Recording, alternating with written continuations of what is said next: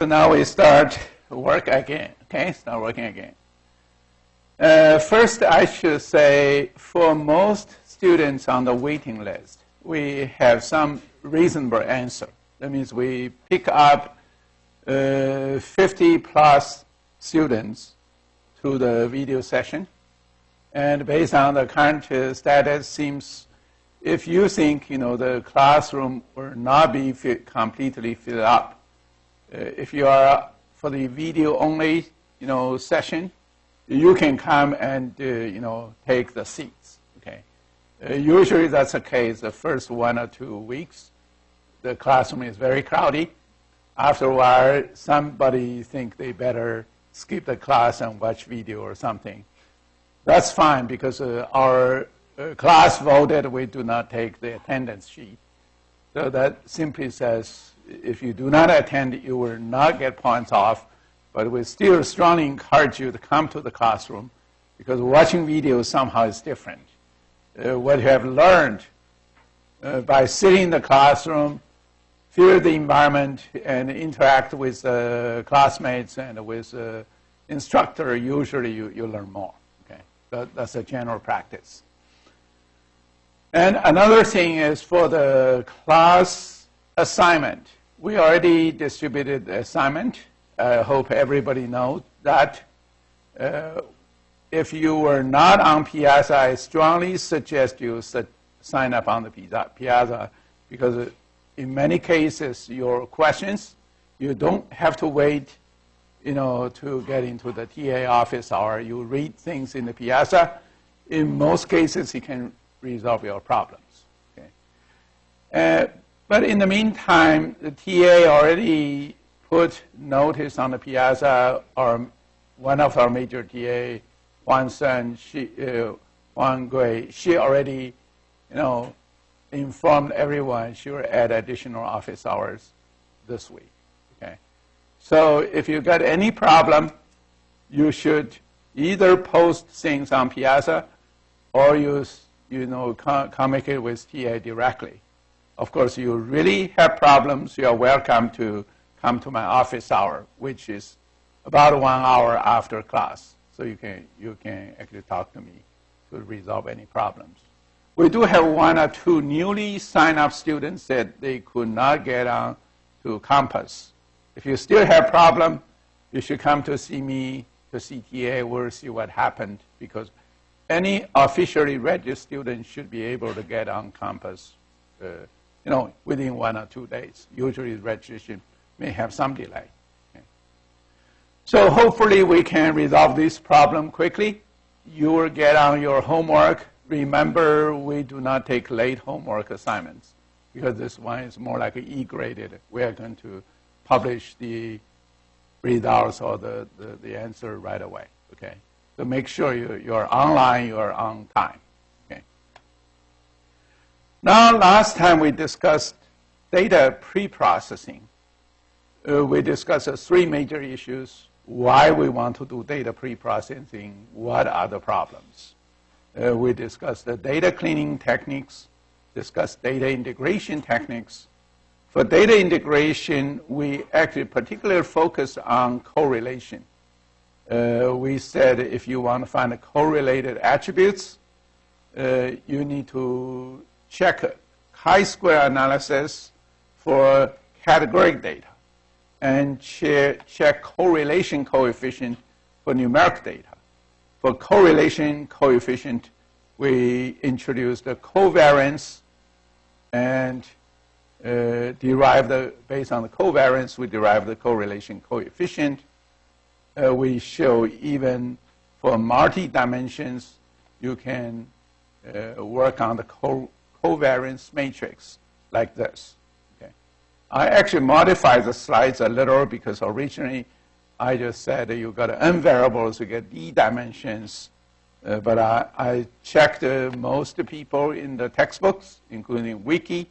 They just discussed the variable with 2d dimensions. That means the rows are d rows, the columns are d columns. Instead of originally my formulas, rows are the n rows.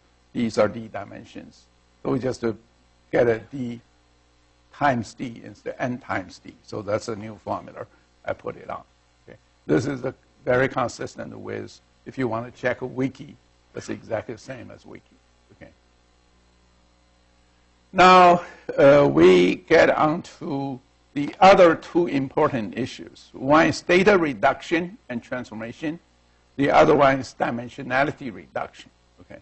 If you check the textbook, we actually changed the order a little. I put dimensionality reduction at the end instead of right in the middle, because most people are thinking dimensionality reduction and data reduction are somewhat different. They want to separate them. We separate them here as well. Okay. So what is data reduction? Data reduction means you get a very massive data. Okay, for example, terabytes, data. You want to reduce them, but you still want to make them effective in your data analysis.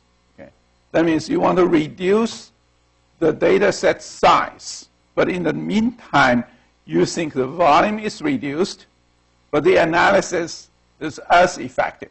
Can we do that? Okay. So there are several methods popularly used in data reduction.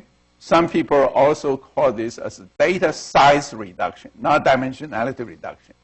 Dimensionality reduction is you get a very wide data table. You want to reduce to a smaller number of dimensions or variables.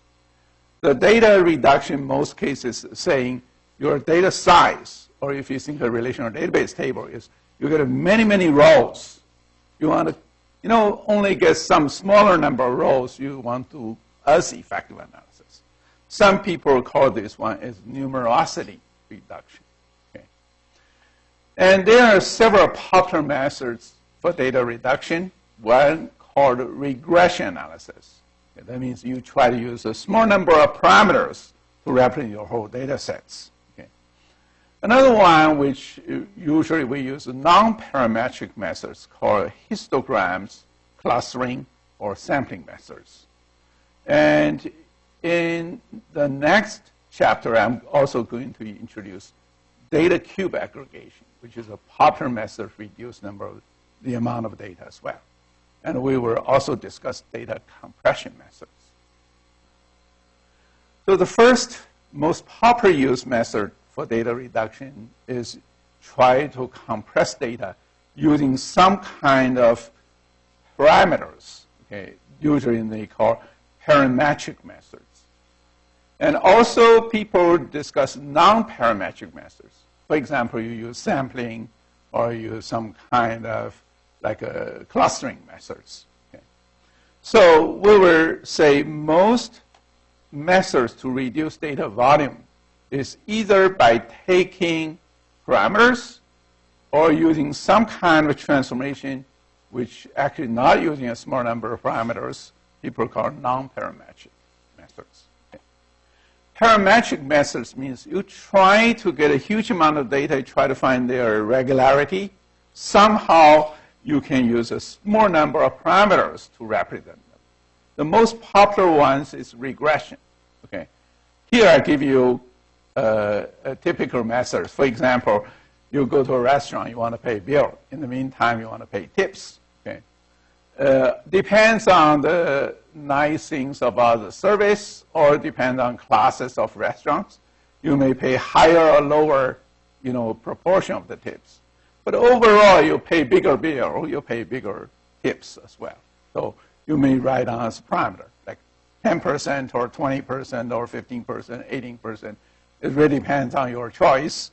So you probably can see this is the general line of regression. Of course, occasionally you may find people pay very high tips or very low tips. Okay? So that overall you get a regression line. That means your tips is a parameter of your bill. Okay? So this is a parametric methods. Okay?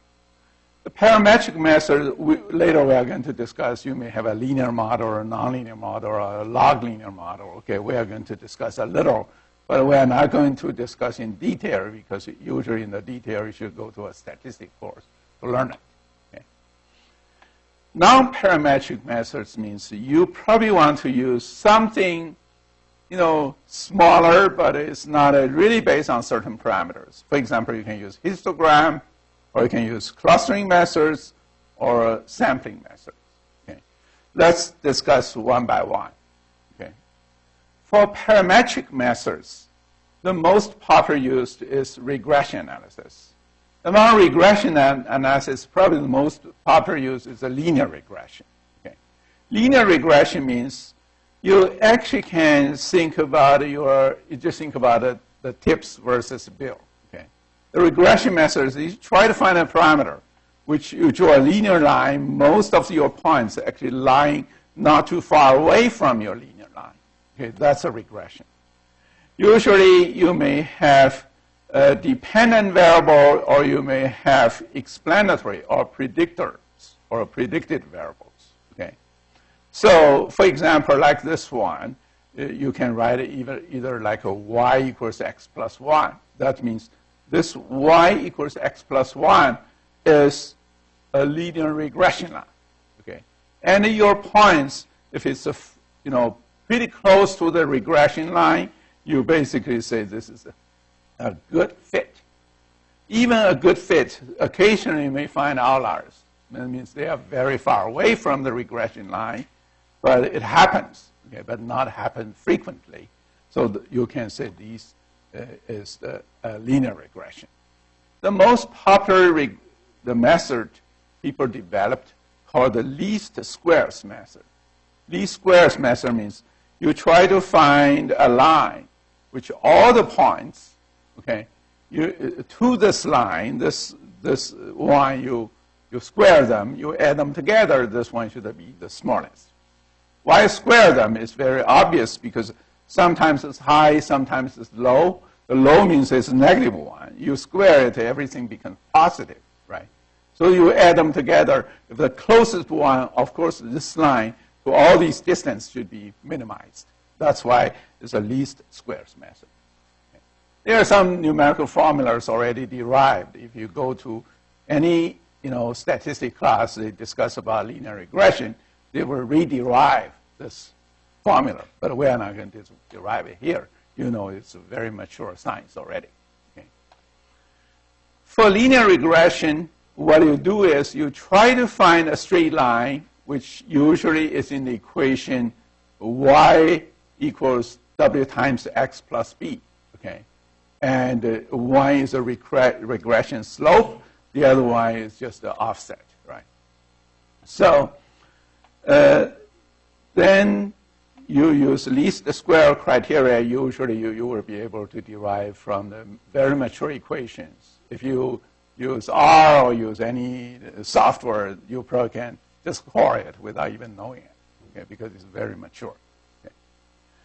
But occasionally you may want to represent not in a straight line, but in some kind of a nonlinear curve.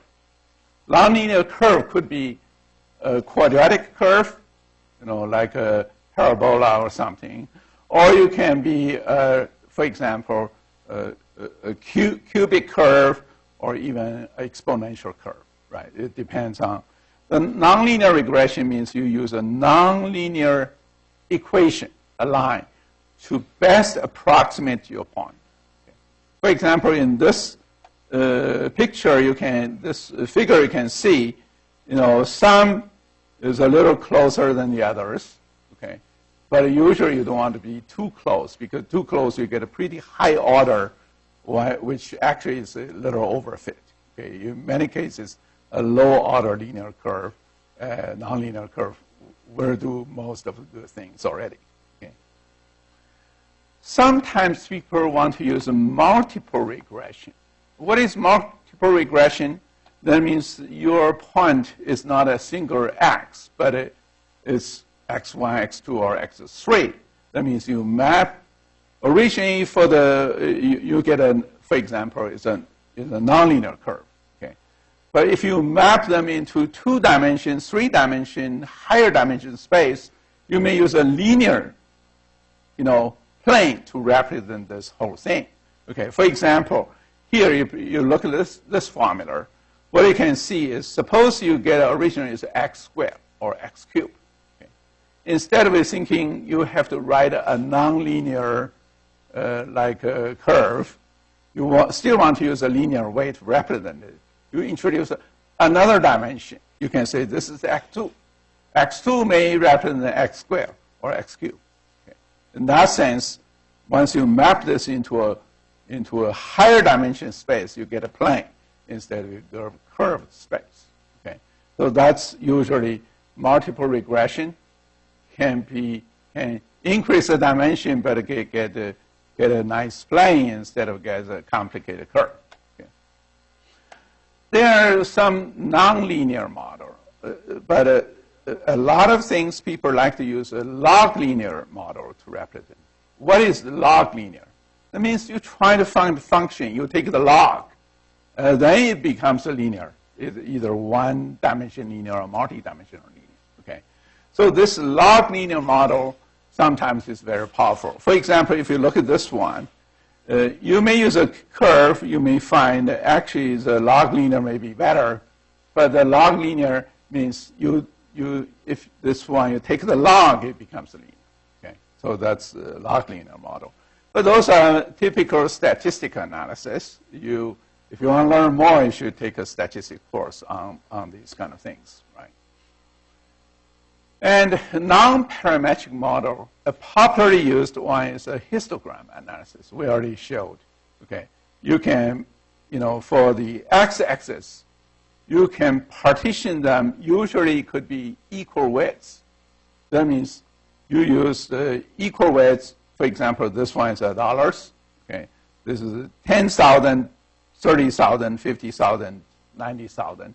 You partition them in the equal widths, means each slot means 1,000 or something. They are equal. Okay? That we call equal widths, equal bucket range. But some, they may want to use equal depth or equal frequency. What is equal depth? Equal depth means you look at your data distribution. Okay? You probably want to make a more refined one if the data is dense. Okay, you make the bin a little smaller. Okay, so very sparse part, you make the bin a little bigger. Okay, so that one sometimes is also very useful. For example, if you think about say Microsoft salary. Okay, suppose there are a small number is in the millions or high millions. Okay, so if you say millions is a scale, you chop them. That's too big scale, right? You chop them into 100,000 as a bin. You can think about 100,000. Probably most Microsoft employee got into the first or second bin. Okay, the remaining one, there are lots of sparse points because probably Bill Gates or those CEOs get very high one. Okay, say 10 millions. But in the middle of the 5 to 8 million, probably you got nobody. Right? So that's not very fair, not a very good way to do it. In that sense, the equal depth or equal frequency beam may become useful. That's the same thing for histogram analysis. Okay. Then another popular method used is clustering. Clustering means you group similar kinds of data or neighborhood data into a group, into a cluster. So the data spread around, you can partition them into several clusters. Okay. This one is completely based on your data. It is unsupervised. Okay. But this one, we are going to spend a whole chapter in the later part of the course discuss clustering methods. We're not going to discuss it here, but it's very useful, very popular. Okay. And another non-parametric method is sampling. Sampling is very popularly used. For example, even this morning you watch news. They say, oh, Hillary and Trump get something closer or something based on sampling. Okay, that means CNN or some other agent, they go down to randomly pick some people, sample, say, well, you vote for Hillary or you vote for Trump. Okay, so they got a sample. Of course, it's not a real vote because real vote involves the whole country. Okay? What they took is just some sample. But the important thing is you take sample, you should get a representative subset of the data. Okay? For example, if you got, you probably see, they actually get an African American or, like a not college educated white, they may have different preference. If your sample is not right, you do not get representative data, your statistics or your sampling results could be very much skewed. Okay? To that extent, a very important thing is you should get a representative subset of the data to do sampling. Okay? And how we do the right sampling, there are lots of studies on it. I probably can, give you a typical several examples. One is simple random sampling. That means you just go down to select the items, you just randomly sample it.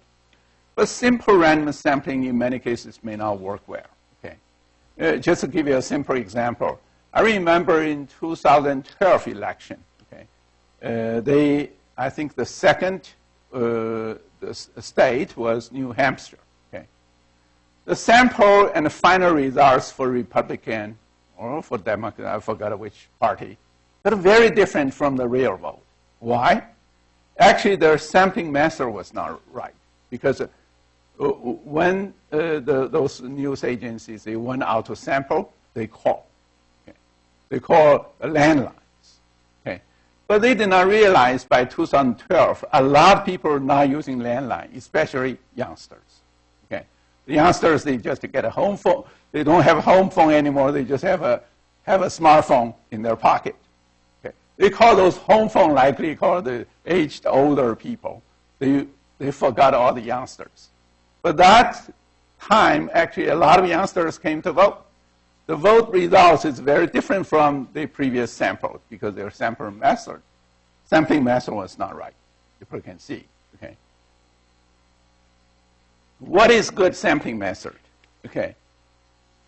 So there are typically three methods you can see. One is sampling without replacement. Sampling without replacement means this. Okay, you got a bunch of data sets that's suppose is a, or is a jar. You get lots of different colored pebbles inside. Okay. When you take the sample, once you take the sample, you don't put them back. Okay. That means this is sampling without replacement. That means once it's selected, you remove from the population, like this blue one. Okay, I should say this is the blue and the gray or something.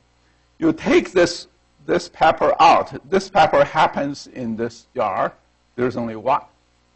You take it out. You never put it back. Then the sampling, random sample without replacement, you will never get more than one because there's only one. You take it, put it into your sample, you won't get another one. Okay, but if you say sampling with replacement, you actually assume every time when you sample, you sample it to get some statistic. You put this original sample back. The next time you randomly sample it, there's a chance you get the same pepper again. Okay, of course, chance is low, but there is a chance. Okay. So this is sampling without replacement and with replacement. But a very popular used sampling method called stratified sampling. Stratified sampling, actually in presidential election, most the news agency going out to do sample is stratified sampling. Stratified sampling means they know which kind of population may have certain preference. When they do the sample, for example, if you say in the state, the African American population is 10%, then they intentionally to sample about 10% data from this group. Okay. That means you first thinking the vote or the sample likely have different preference. You partition them into different groups. Okay. That means you stratify them. You stratify into different groups. Then, according to the whole population, you intentionally sample in the right population. For example, everyone get 1%. You do the sample. Okay. But it's stratified, then you sample them. So That sampling usually is reasonably accurate. That's the most news agency. You look at the presidential election, you see those results. In many cases, they are not far apart in the real one.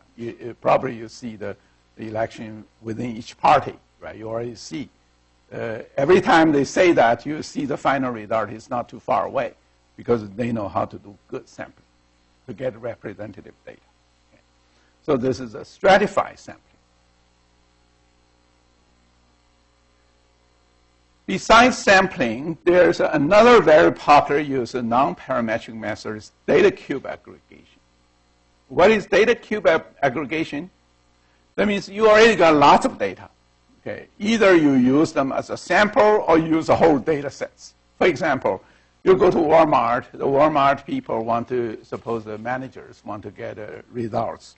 For example, the diaper sales in, say, Illinois versus Michigan. Of course, you can do sample, but you already got all the transactions. Why you have to do the sampling? You get a more accurate result. How they do it? They do aggregation. Okay. If they say, they want to get a certain thing, of course they can do sampling, but they got all the data. Why don't you use it? Okay. What they do is they aggregate in a multi-dimensional way. Okay. For example, you can say the diaper sold within this region. Okay. For like certain kinds of customers, they probably can do all these partitioning into different dimensions. They sample them, okay? And they can sample them by months, by region, by many other things, right? And you do this, you do aggregation, you get a real aggregation. How many, Pamper diapers sold, how many, the other one, other brand diapers sold. You get it rather accurate. But you do reduce the data because you are not looking this second or this particular store. You're looking for the whole Illinois for whole months. Okay, you reduce the data quite a lot. We are going to discuss data cube, aggregation in an efficient way in the future, in the next chapter. Okay. Then data compression is another method to reduce the data sets. Data compression, I think you probably saw in many different ways. Okay. For example, when you download the data, especially data containing pictures, okay, what you see is you first download the data, the picture is very vague, okay, but it do show something. Okay. For example, you show this, you say, oh, this is not what I want. You probably click the button, get another downloading of another link. Why they first show something very vague? Actually, they show something, a general framework you already see, but you see much less bytes. Okay. That's why the resolution is not there, but the framework, the contour is there. Okay. You basically know what it is. And if it's not, you don't waste your time to download more, you just click another button. That's the typical way of data compression. That means they compress the data in the way you have much less bytes, but you see the general impression of the picture already. This for audio video, in many cases, audio video picture, they usually do we call lossy compression. Lossy compression means you compress data in a way, originally you have many, many bytes. Okay? But once you compress them, you get much less bytes. Okay? But you see the general impression of the data. But you cannot return back to as high resolution as before. Okay? But like the one I said, that web downloading, you still can return it because they just put more refined bits and bytes. Later, when you stable it, you wait a long time, they transfer all the bits. You still can see the high resolution one, right? But in many cases for audio-video compression, you may get a rough picture, much less bytes. For example, I think if you transfer your picture, suppose originally you get a very fine one, like in the diff or some kind of format. You say, I don't have space to hold that big one. You convert it into, say, JPEG. Okay. Then you check the number of bytes. You see actually originally maybe 10 megabytes. Now it becomes 1 megabyte. Okay. So that implies you'll never be able to go back to the same resolution. Those are we call lossy compression. Lossless compression also very useful. For example, you compress your document, okay, using some kind of zip. Okay, you compress them. Of course, zip has particular algorithm. They know which alphabets, which letter use more frequent. Probably the other one is less frequent. They actually have a different way to use different number of bits to represent it. Finally, your document may be compressed into only 1/3. Okay, but you can unzip it. That means you call this algorithm, they can return back.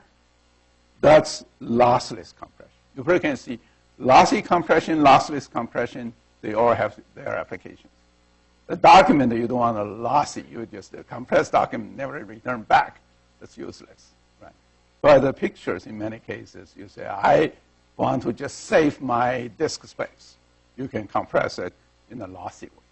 So those are also data compression methods or data reduction methods for compression. Okay. There's an interesting compression method, very popularly used, called wavelets transform. Okay. How many people know wavelets transform? Not so many people know it? Okay. This actually is very useful transformation technique. I probably want to spend a little time to introduce it. I guess if you take a math course like calculus, you know Fourier transform. Fourier transform is you got a very complicated some kind of data sets, or then you can transform into like using mathematical formula. You can transform the first argument to preserve most of the energy, and then you go down, they become less and less. Okay, so that's a general idea. You can compress the data. And wavelet transform have the similar philosophy, but different transformation methods. Okay. Here is a picture. Okay. This picture is in some kind of high resolution. Okay. Of course, it's nice to see the high resolution picture. But in many analysis, especially for image analysis, you don't want to analyze very fine data in a long time. You probably want to see how many what a general these things is, whether it's a car, it's a building, or something. You want to reduce the number of bits to represent this data. How do you reduce it? The reduce is kind of approximation. Okay. But different from the Fourier transformation. Fourier transformation, your original shape is not preserved. You look at the transform the Fourier data, you cannot see anything about your original picture. But wavelet transform, you probably can see, no matter how you transform them, you still can see some kind of frame, right? Like this one, like it's a castle. Okay, you look at this, you still see the building, right, somehow. That means you use much less number of bits to represent it, but you still see some kind of average or difference, right? So this kind of transform is nice. In many applications, they like this wavelet transform. They perform such transform. Okay. This is used for image compression and used for many other data analysis as well, okay, like a clustering. So what is wavelet transform? Wavelet transform, usually you have some kind of transformation functions. Okay. For example, there's a popular used, I give you two popular use functions. One called Haar wavelet transform, usually called Haar2. This is a particular math function. Okay. Another one called Dalbecchi. This is Dalbecchi4. It's another math function. Okay. What they do is you pass through this, or you use this function on your data sets. The data sets were split into two parts. One is averaging part, another is differentiation part. Okay, that means you get a refined picture, but you originally suppose the length is n. Okay. Now you chop the length by half. Okay. The chop length by half, this first half is averaging. That means you're averaging them. Maybe every two you try to find their average number. You put the averaging there. The other one is a differentiation part. Actually, these two, you combine them together, you can return the previous one. That means you combine them, you do not lose anything. You can return the previous function, previous data sets. But you don't want to use that many bytes. You chop them by half. You only store the average. You probably either dump the differentiator away or you store the differentiator someplace. When you need it, you can return them back. Okay. So this essentially is a Wavelet transform. You can do it step by step. You can reduce them in a rather dramatic way. That means suppose you get a length L.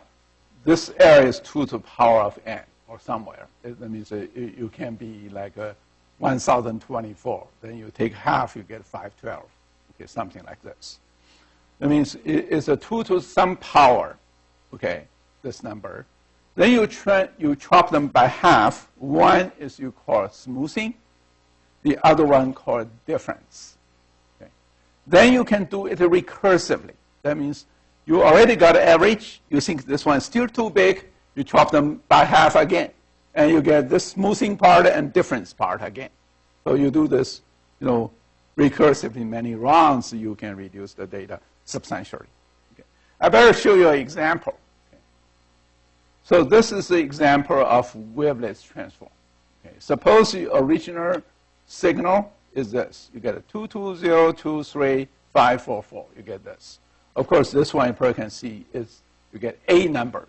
Okay. Usually you get a 2 to the power some kind of number because you need to drop by half, right? So now you get this.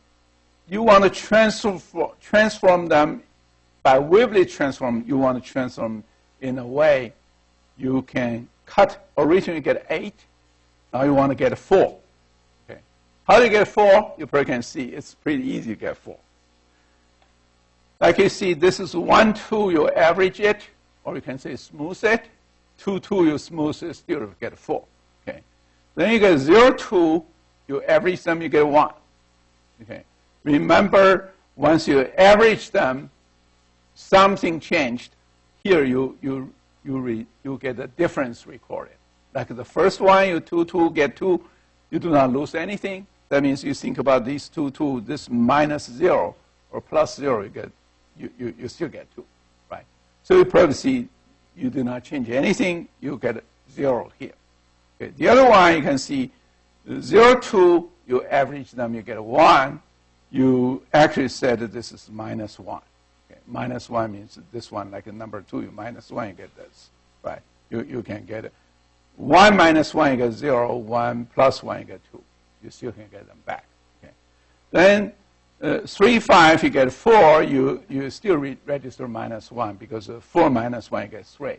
And 4 plus 1, you get 5. And you get 4, 4, you get 4. That transformation is 0.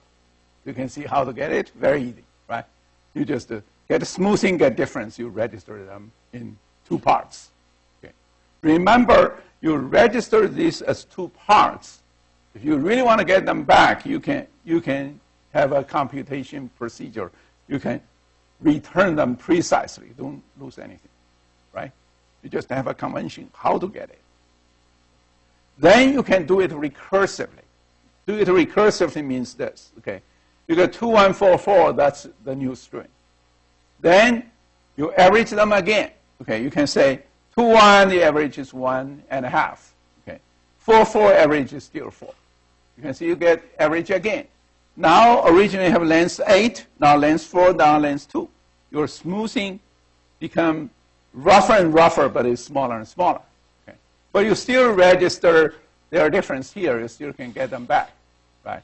For example, this one, you register this one is half. You can see this one plus this half, you get 2, minus this half, you get 1. You still get everything back, right? So now you can go down again and again until you reach 1, the single element. This one actually is the average of all of them. Okay? And this is the difference. You can go back 1 by 1. You can go, finer resolution back. So that transformation is very simple, very easy, but very effective. And it preserves the original shape of your curve. If you think about, if you draw this Suppose this is a stock. You draw the stock line, and here is average of your stock change, and this is the global average. So you still get the original thing back. But this average, the smoothing line is much better than the Fourier transform. If you do this Fourier transform of your stock, you really lost the picture what's happening. But you do wavelet transform, you still know your average, you know the general shape of your stock, know how they change. Right? So it's not bad. So that's why it's pretty useful in image processing or in signal analysis. Right? So this is wavelet transform. Okay. Now these wavelet transform, I just summarize, and you can see its advantage. The first thing is you use some hat-shaped filters, like you use Dalbecchi, use Haar transform, these are standard wavelet transform functions. Okay. Then you can emphasize on the region. You can suppress some weaker information, for example, the boundary or something pretty vague. Okay, or the stock get a very quick going up and going back. So you probably say it's almost no change if you do not do any, any reaction.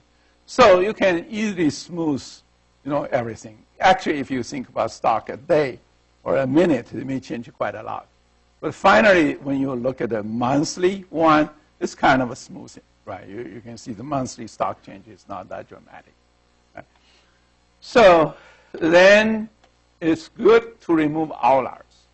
Right? That's very obvious because you get noise, got some wrong registration or something. It can be easily smoothed out. Okay? And you can get a multi-resolution. Like whatever resolution level you like to achieve, you can achieve it. And it's very efficient because the transformation is linear. You can see every time you chop by half, it's very fast. Okay. For low dimension data, like images like 2D or 1D, like stock, those low dimension is very, very nice. But a very high dimension, you have to use dimensionality reduction before you can do this. Right? So this is a wavelet transform. It has been used in signal processing substantially. Okay. It does have some nice features comparing with Fourier transform. So it's pretty popular. I think starting in the 1990s, this one already become quite popular. This is wavelet transform. Okay. So that's a compression method. And then we also discuss, besides data compression, there's a data transformation. Transformation simply says the original data may be in certain form or certain scale or certain representation may not be very desirable for your analysis. You want to transform them. Okay. The transform, you can use smoothing methods. You can use feature reduction or construction methods. You can use aggregation methods, or you use data normalization methods. We probably, because we already discussed a few on the smoothing, we're probably focusing more on the normalization, discretization, this part. Okay. The first thing is normalization. The normalization, actually, we were introduced 3 very popular used. Actually, in your homework, there's one called Z-score normalization. I actually introduced previously, I introduced the numeric data. I already introduced a little. But interestingly, yesterday, some students sent an email to Piazza. They could not find that slide. I actually intentionally took it out. I just fear introduce it there, it's better introduce it here. Otherwise, it's kind of redundant. I introduced the Z-score twice. But the student thought about this. They saw the Z-score, but it disappeared in the slides. So they raised a question and put them back. Okay. But intentionally, it's better introduce it here. Okay. The normalization, one called min-max normalization. What is min-max normalization? Because sometimes your minimum value and the maximum value, it could be really huge. Okay. And you want to normalize them, suppose all into 0 to 1. Okay. How do you normalize everything into 0 to 1? The min-max normalization is very simple, very natural. People use it many times. That means you originally get data. Suppose the data says the minimum income is 12,000, the maximum is 98,000. Okay. Suppose you look at one neighborhood, you find this. Okay. But you want to minimize, you want to get a 0 to 1. Say the smallest one is 0, the highest one is 1. You want to normalize this into 0 to 1. How do you normalize it? Okay, it's pretty easy. You're just thinking your new minimum one is 0, the higher maximum one, the new maximum one is 1. So what you need to work out is just use this formula. Actually, it's very easy. Just to say, you want to normalize a value. Suppose 73,000 is your neighbor, okay, the income. What you want to map is whether it's at the low end or the high end or it's closer to the high end. What you do is, you can see, is you take this, you minus the mean, the minimum, the mean, the original mean. The original mean, the lowest one is 12,000. You minus this one. Then you take the max minus mean, because your max is 98,000, to minus this. This is the proportion you have. Okay, that means comparing with the lowest one, you are pretty high. Okay, and comparing to the original max minus the minimum one, you are still in the middle, right? So that's a 1.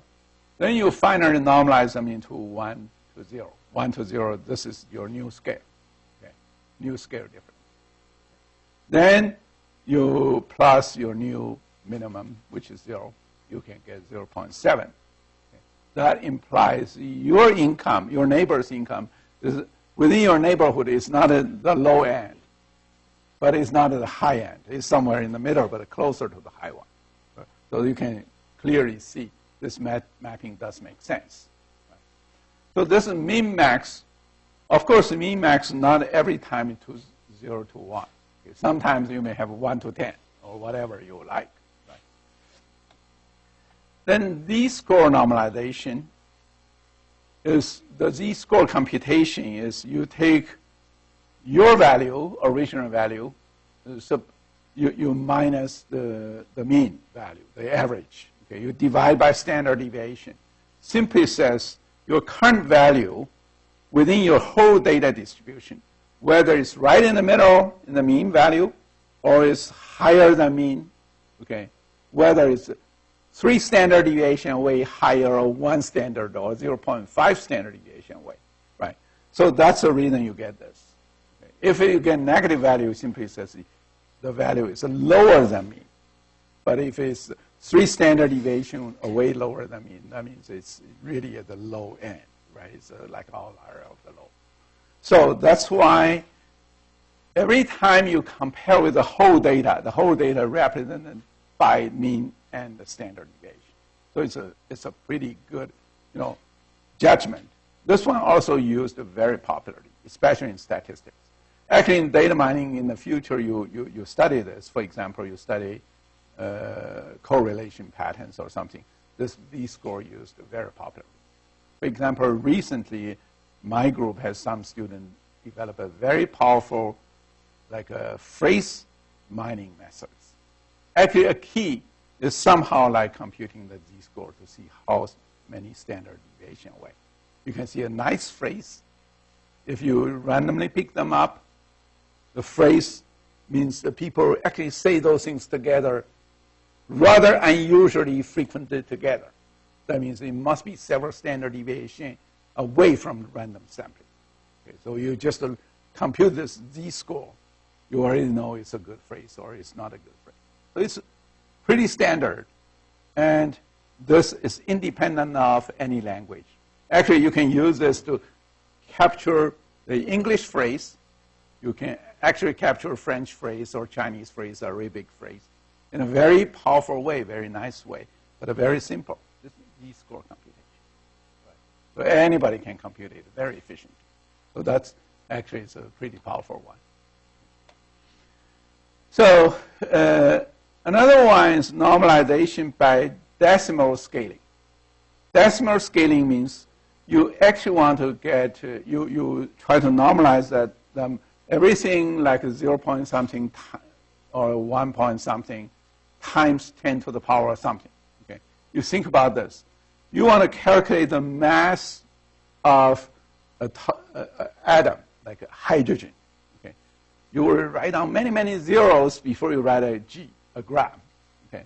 But if you want to calculate the mass of a sun or of a star, you write many, many, many zeros before you write a G or a kg or ton or something, right? That means, actually, if you want to see this, the better is you map them in something closer to 1, right?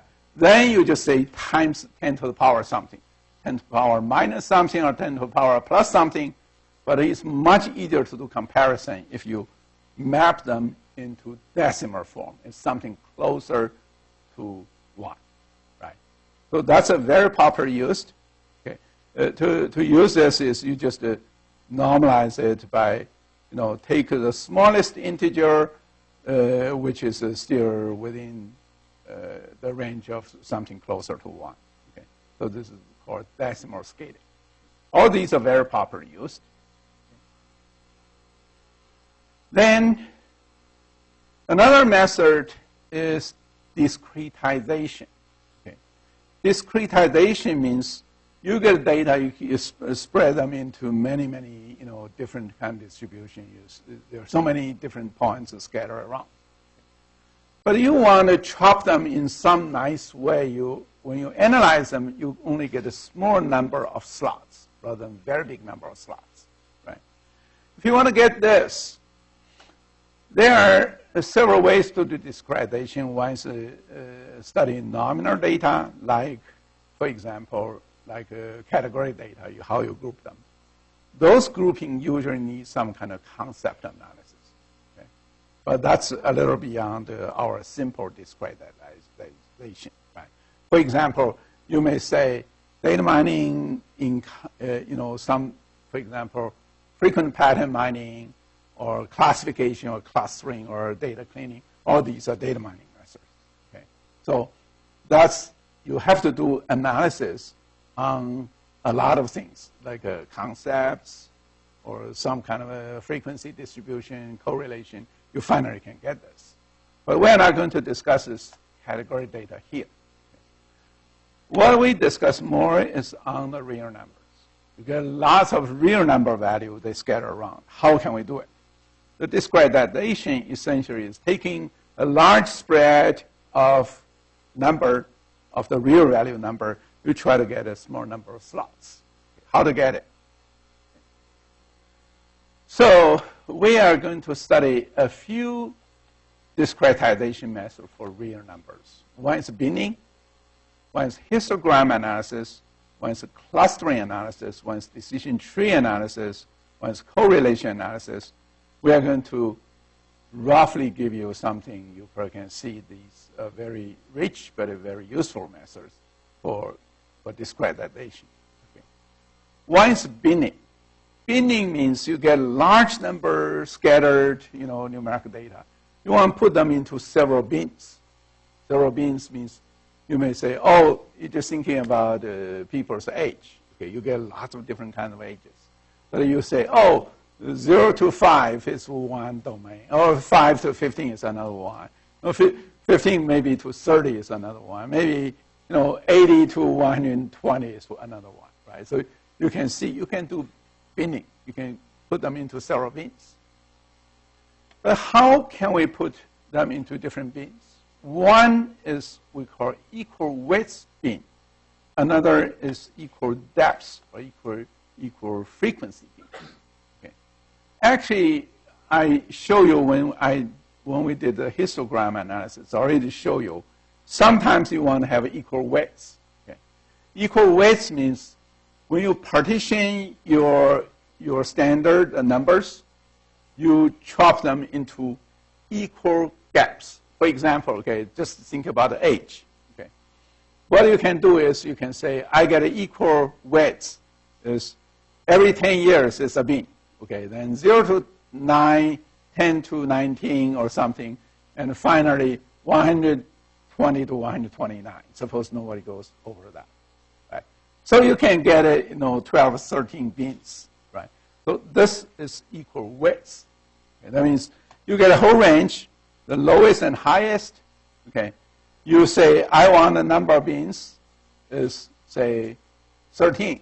Okay, so this is the highest value, suppose it's 129. This one is the lowest one, suppose 0. So you take this, you divide by, say, 13. You get, every 10 years is a bean. That's the one called equal width. That means I don't care the data distribution. I just care the value. I just chop the value in the equal bean. Okay, that's equal width bean. But this may or may not be very rare. You probably know rarely get people living, to 129, right? So what you do, you say, maybe I take an equal depth bean, may be better. Okay. Depth bean means you look at your population, your whole population. Okay. You just say, the whole population, suppose I want to chop them into 10 beans. Okay.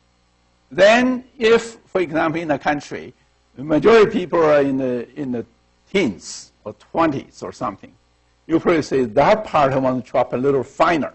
Okay. Maybe 13 to 18 could be one bean, right? Because there are so many people in 13 to 18. But if people are actually not living so long, maybe 80 to 129, it's just one bean because not so many people there. If I chop them in that way, maybe it's good for medical doctors, right? Medical doctor may say, these are very old people, these are very young people, they can treat in a different way. Right? So this is equal depth spinning. Equal depth means you based on your population, okay? Then you chop them into, equal frequency or equal depths. Okay? So that's, the person can see, naturally you can get these two kinds. Of course, you can refine them in some way. Okay? So let's look at just a simple one. Okay? Suppose you really got data. Suppose you get a bunch of data like this. A very important thing I should remind everyone is you have to first sort it. If you don't sort it, you get this bean. Doesn't make any sense. Actually, I remember sometimes I give a midterm question. I give a bunch of data. I intentionally not sort them. I put them, say, bin them into 5 bins. Okay. Some people immediately chop them into 5, without even thinking about sorting. Then it doesn't make sense, right? You get a 0 to 122. You put into the same bin. What does this mean? Okay. So if you sort them, you can say, oh, these are youngsters, these are older people, so it definitely makes more sense. You can see, if you sort them, then for equal depths, that means equal depths means you look at the whole frequency, you chop them.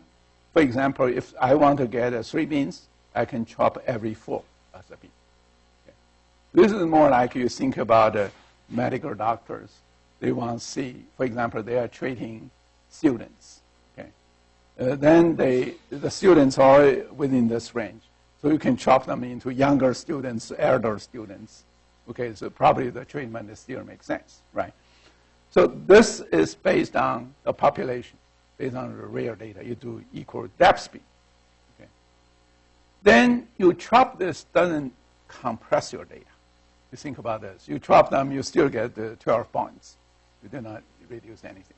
So why you want to do binning? Okay. Once you do binning, you can play a lot of tricks. That means I can just get an average for every bin. For example, this one you take average, you say average is 9. So you essentially represent this bin, no matter how many data points. You say, this one, the average is 9. I take 9 as a point. That means this is the average 9, years old group. The other one could be average 23 years group. The other one is 29 years group. So it does make sense, right? For doctors, they probably say this one probably I give a lower dosage because they are young, something like this. So you can see you can smooth the bean using mean. Actually, this smoothing to some extent is just like average. You probably don't need to register every point. You just take their average. You only need 3 points, 3 values. You can represent 3 beans, right? Sometimes you may want to say, if this bean is very large, you may want to use an extreme value like a bean boundary to represent it. That means you take the smallest one, largest one, is say 2 boundaries. So you can use boundary to represent the beam. There are many ways to do it. Of course, this is just an example to show. For different application, it makes different sense. Right? So this is binning method. But a strictly binning in many ways may not be very good. Okay, just thinking about this. Okay, suppose I give you a data set. These are all the different points. You can think these are different ages or something. But anyway, you can see the data points is somewhere closer to 5, they get lots of data.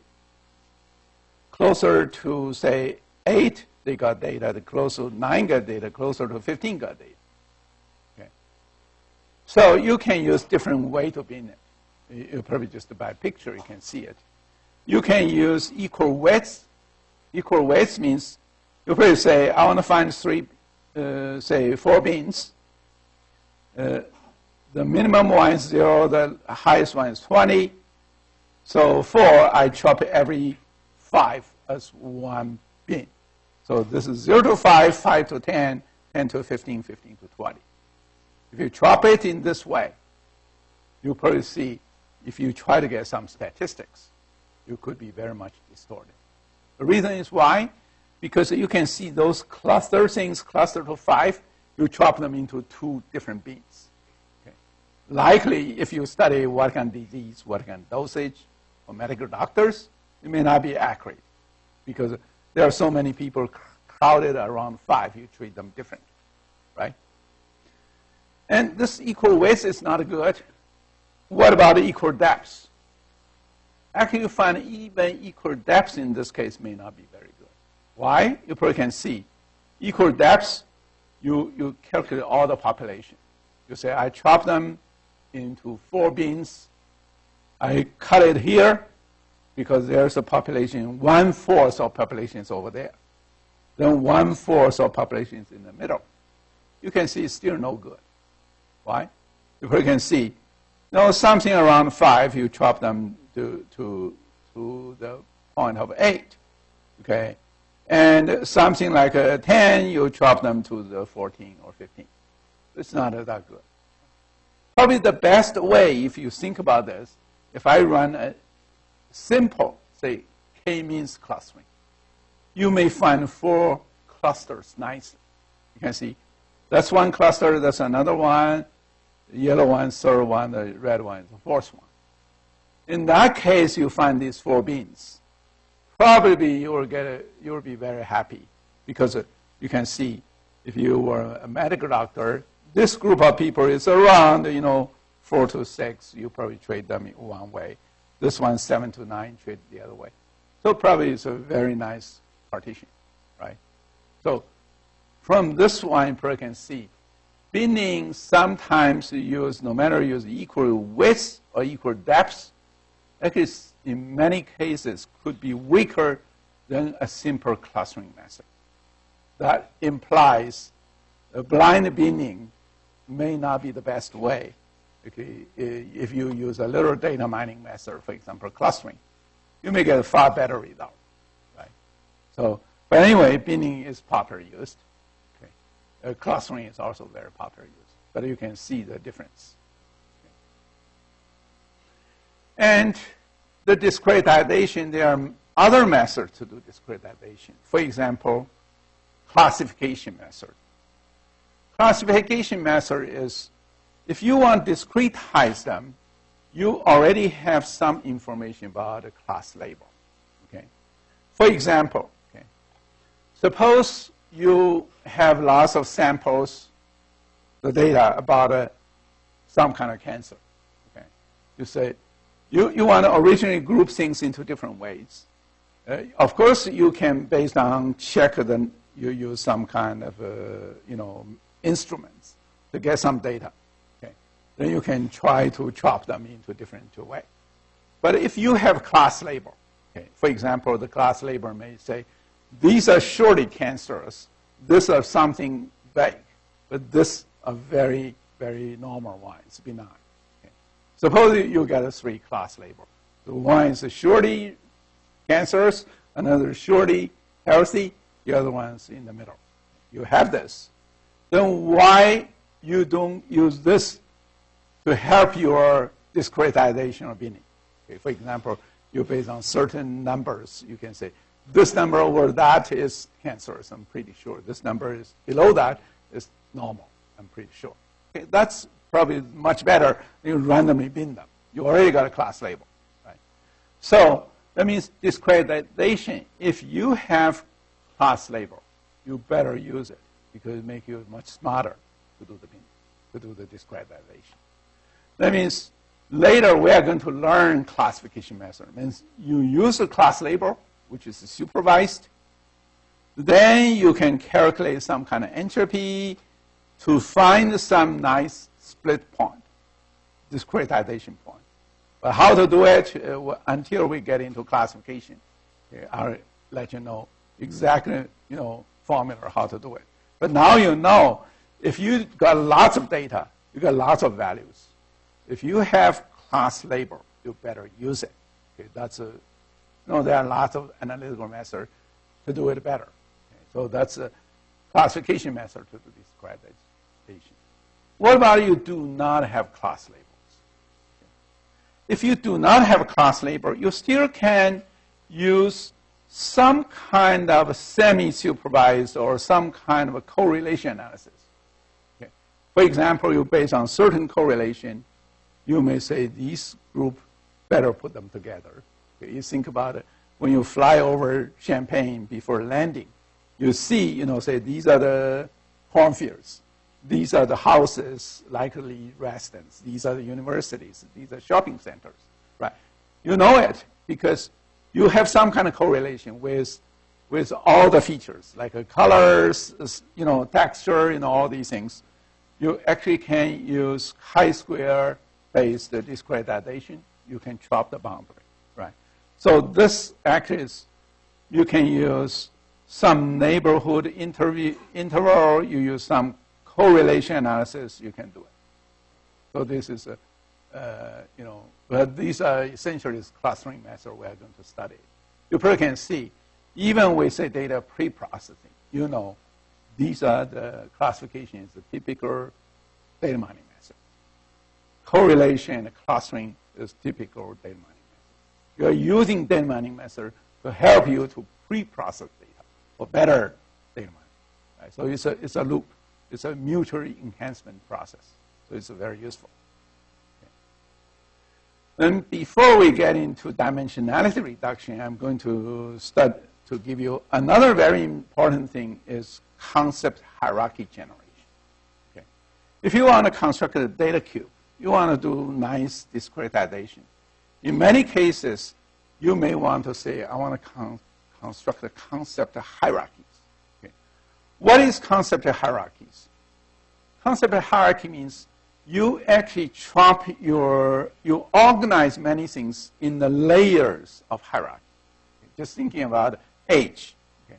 The medical doctors will not say how I chop it every 5 years, every 10 years.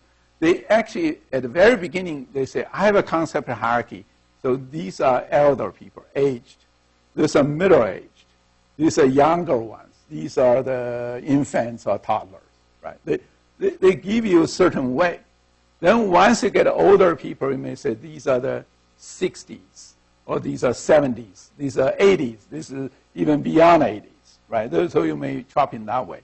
That means the doctors treating patients, they have some kind of concept of hierarchy, right? So they treat them differently because based on their age, use different kind of drugs. So this essentially we call concept of hierarchy. You want to do it automatically. Okay? Of course, in many cases, you may have a convention. Okay, you get this. But the data is really huge. The dimensions also, there are so many. You want to construct hierarchies, you should explore some automated ways. Right? Not everything is predefined. Okay? So we'll see how we get this concept of hierarchy automatically. Okay. Here, there are some way is you got a relational table. Okay. The relational table may have street, city, state, country, okay, like a list in 4 different attributes. But if you, based on your common sense, if you read it, you say, actually, street is lower than city. City is lower than state. State is lower than country. I got a concept hierarchy right away. Okay. It is right. Okay. That's based on your common sense, which is definitely right. Okay. And this one, if you want to inform the system, your software, to do it in the same way as you did, you probably can just simply write down, you got 4 attributes. These 4 attributes form a hierarchy. And street is the lowest one, country is the highest one, you get hierarchy. Okay. There are many software you can do this. You can say, I define the hierarchy, just taking those attributes, organizing this partial order. That's it. Okay. Or you can specify, you can say Champaign, Urbana, Chicago is part of Illinois. You can specify the concrete ones. Sometimes you can specify only part of it. Sometimes you can automatically get it. Automatic get it, how do you automatically get it? Actually, if you have a software, it's very simple. Okay. You think about this. If you do not know, but you know these 4 things, like a country, state, city, and street, form some kind of hierarchy, you just say, let machine do it. They can easily do it. There are many software, they do this in a very smart way. How do you do it? Actually, it's very easy. They just count. They count in your database, how many countries, how many states, how many cities, and how many streets. Then you find a country, probably the smallest one. Okay? Then the second one is a state. The third one is city. There are many more cities than states. And there are more streets than cities. Right? So you just look at the numbers, you can form hierarchies. In many cases, this is rather accurate. But remember, not everything you can automatically do it. Just give you a simple example, give you a counter example. Like you get a weekdays, months, quarter, and year in your data. Okay. How many weekdays? 6. How many months? 12. Okay. How many quarters? 4. How many years? Depends, right? Sometimes you get 20 years data. You get 20. Okay. But you cannot say the weekday is the highest one, the quarter is the highest one. The second is weekday. The third one is months. The fourth one is year. It's completely reversed, right? That means human, of course, if you go down to Microsoft or any kind of software, they actually define the time predefined. Okay? They know year is higher one, then the quarter, then the months, then the weekdays. That means there are something does not follow this number magic. But in many cases, this one does not follow. They already have predefined hierarchies. So you don't have to worry. So in many cases, in the real life, this is not a hard problem. But the hard problem actually was the real concepts. For example, just give you a simple thing. Computer science, artificial intelligence. Then you get, say, deep learning. And then you get, convolutionary neural networks. If you know it, you know the artificial intelligence on the top. Then you get machine learning. Then you get deep learning. Right? But if you do not know it, you ask machine to do it, they can do a mess. That means you need some automated method to do it nicely. Okay? But how to do it, it's a research problem. I will not address it here. But it's active research. Even I have some students doing those kind of things. I mean, automatically based on the statistics data, you try to organize them into nice hierarchies. Okay. So this, we basically finished, data reduction transformation. It's very rich, but it's very useful because in practice, even you think they are scatter technique, actually they are very, very useful in data cleaning and pre-processing. Okay. In the next lecture, we are going to get into a little more richer ones, but we only give you a very short introduction on this, which is dimensionality reduction. Okay. So thank you.